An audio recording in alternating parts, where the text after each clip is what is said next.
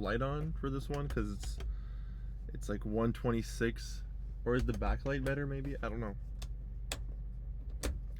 Even though I want to stay in complete darkness, I feel like I should put the light on.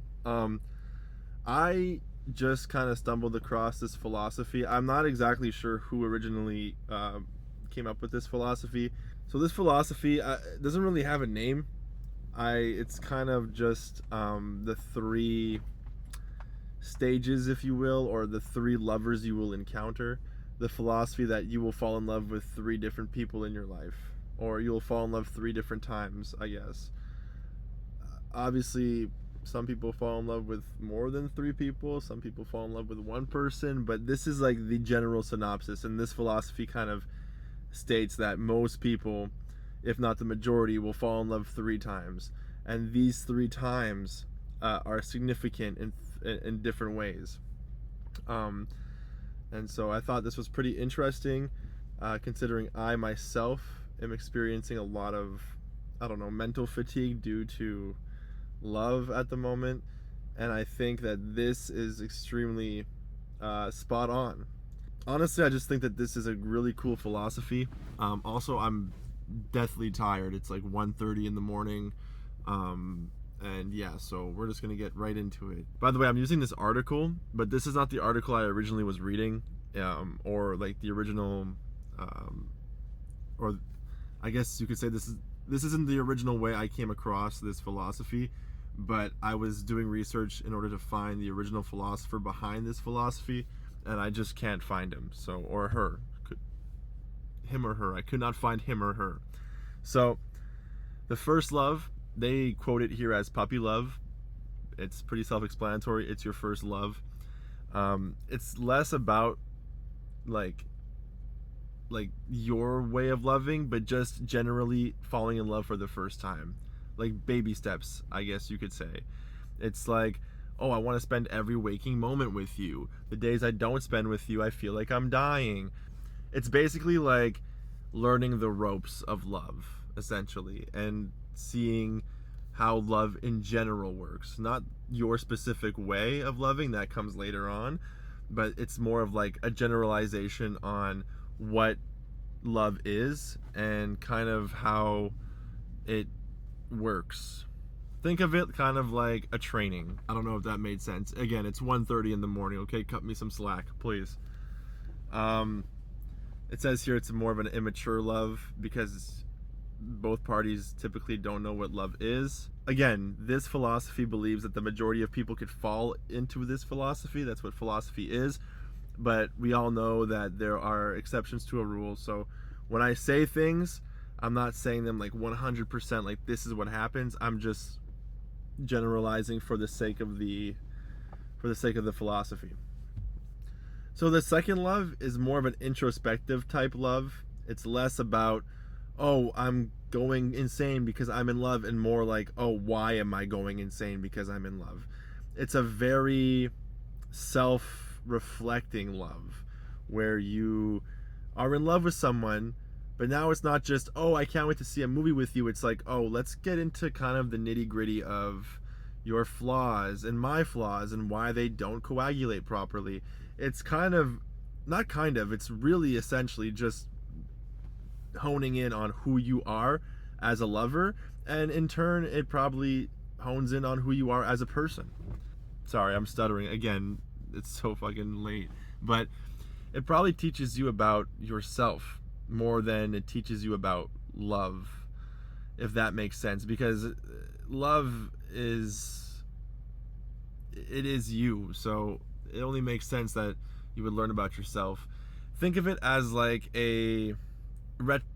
think of it just as like an introspective type of love. A lot of hardships, a lot of miscommunication, not just with your partner, but with yourself. You might feel like you're not doing enough in your relationship because you yourself are not happy with yourself. And this second love could be like someone you moved in with. This second love could be someone that you spent years with, like even like half a decade. Like this second love is there's no time frame on this second love. The second love is really truly finding who you are as a person and how you fit in with someone else's daily routine, or ADLs. And ADLs means activities of daily living, for those who didn't know.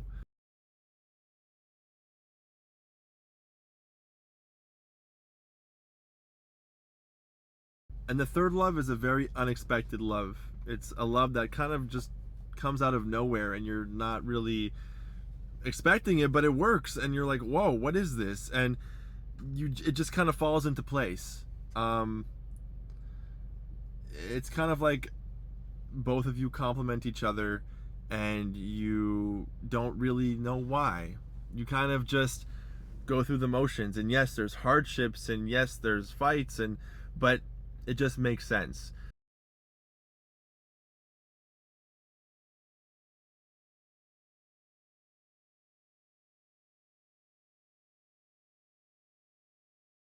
What it says here, and it kind of makes sense, is that the difference between the second love, and the third love, is that you feel a lot more like yourself in the third love, which in turn makes you feel like you can make your own decisions, as opposed to the second love, where you feel like you're making decisions to appease someone that's not you. And yes, no matter what relationship you're in, you're gonna have to appease your partner. But what I'm saying is that it's not a consistent like appeasal. Is that even a word? Appeasal? It's not a word. I already know it's not a word, but we're gonna use it anyway because it's fucking 1:36 in the morning. Anyway, and I think the reason why this kind of the reason why this philosophy really is in tune with what I'm going through right now is because I do feel like I was just in that third love. They also say that in the second love, you often question if you were truly in love with this person. By the way, I'm going to turn this off because I'd rather just be in the darkness. But they say that in the second love, you actually wonder if you are in love with this person. The first love, most of the time, you're not really in love with the person. You're just in love with the idea of love. Does that make sense? The second one, you're like, oh, I'm in love with this person, but they're so different than you, and it's not what you expected, because in your first love you were just, oh, let's run around and, I don't know, pick fucking flowers. In your second love, you are no longer picking flowers. Instead, you're picking each other's brains apart. I honestly felt like I was in that third love, because I definitely have been in the second love, and I definitely have been in the first love.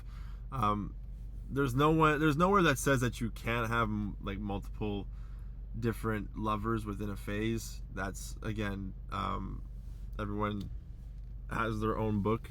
Again, everyone has their own life. Everyone has their own as I said previously, what did I say previously?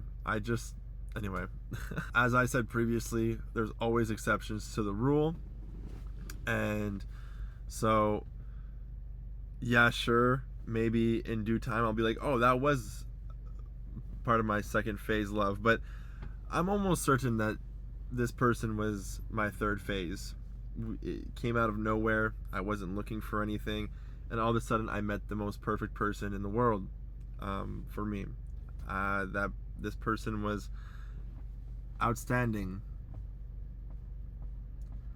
I feel like I'm getting a little too deep with this one, but anyway, we'll continue by being a little bit more vague. But I really did believe that this person was the one for me, and I loved them, and I didn't even know, like, this person just had fit every single thing I needed. And maybe I didn't fit hers, but anyway. Ugh.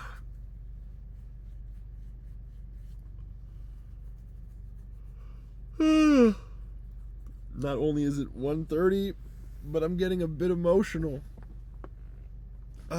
Anyway, it's just hard because I really did feel like I was in that third phase of love where we met each other sporadically, and it just worked. And I know a lot of people say that, and this is like not the first nor the last time some guy is gonna sit in his car talking to himself about a woman that he fumbled the bag with. But Damn, I look like a skinhead. If I put my head up like this and you don't see, like, I have like that skinhead hairline, you know, like that buzz cut hairline. Anyway, all I wanted to do was share this ideology, this philosophy. I think it's super interesting. Again, first love, puppy love. You're discovering love more than you're discovering yourself. Your second phase love is self-discovery and a lot of intuition, a lot of gut feelings. And the third love is just kind of out of nowhere, and it just works. And I really thought that I was in the third love, and I think that's been heavily fucking with me for a little bit now. Yeah, if anyone also knows who the original author or philosopher was for this philosophy, please let me know. If you're watching the video and you somehow have this information, please comment it below, because I would love to read that person's literature or work, because I'm really in tune with this thought process about love and how important it is to have those three phases, and especially the second phase too, because the way they worded it was exactly how I felt about it. Because the second person I dated definitely was an amazing person, and I wish the best for her, but I didn't really, by the end of the relationship, I didn't really love her, and it was because we were on different paths. And yeah, I don't know. Anyway, point is,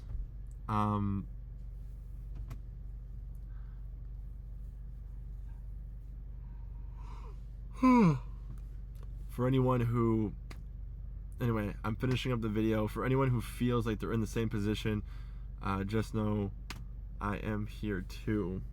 Definitely check out this philosophy. Ciao.